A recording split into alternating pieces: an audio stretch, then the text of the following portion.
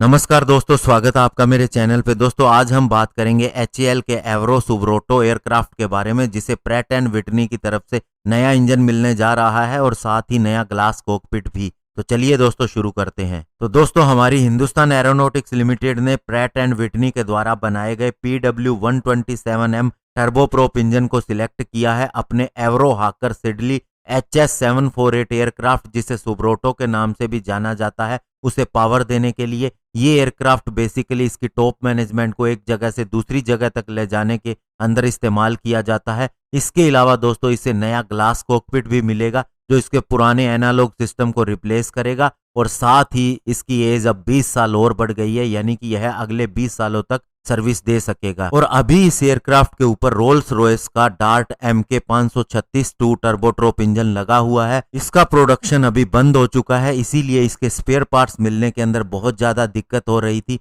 इसीलिए कंपनी ने डिसाइड किया कि अब वह प्रैट एंड विटनी के इंजन के साथ में जाएंगे, और ये एयरक्राफ्ट एक कमर्शियल एयरक्राफ्ट के अंदर आता है, और इसे HAL को सर्विस देते हुए 40 साल हो गए हैं। और इसके एयर फ्रेम की बात करें तो इसका ज्यादा इस्तेमाल नहीं हुआ, तो ये अभी भी पूरी तरह से सही कंडीशन के अंदर है और आगे भी इस्तेमाल हो सकता है। इसीलिए माना जा रहा है कि नए इंजन और एवियोनिक्स की मदद से इसे और 20 सालों के लिए काम लिया जा सकता है। अभी दोस्तों आप सोच रहे होंगे कि HAL क्यों एक एयरक्राफ्ट के पीछे इतना समय लगा रहा है, इतने बदलाव कर रहा है।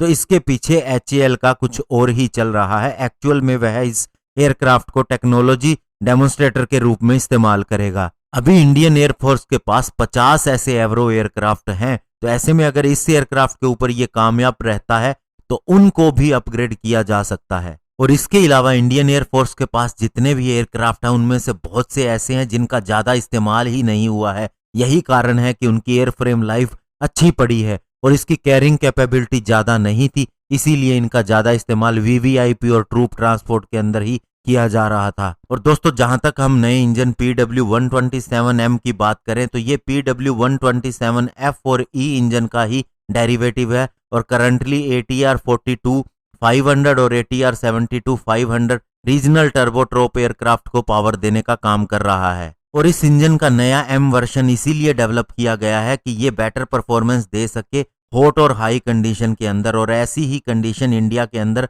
पाई जाती है। और अभी तक ऐसे 4000 इंजन पूरे वर्ल्ड वाइड एक्टिव है और अपनी सर्विस दे रहे हैं। और अब ये नया इंजन हमारे एवरो हाकर सिडली HS748 एयरक्राफ्ट को भी, लेकिन अभी तक इंडियन एयरफोर्स ने कोई फैसला नहीं लिया है अपनी फ्लीट को अपग्रेड करने का। लेकिन अगर ये एयरक्राफ्ट कामयाब हो जाता है तो शायद उसके ऊपर भी डिसीजन इंडियन एयरफोर्स ले ले। धन्यवाद, जय हिंद।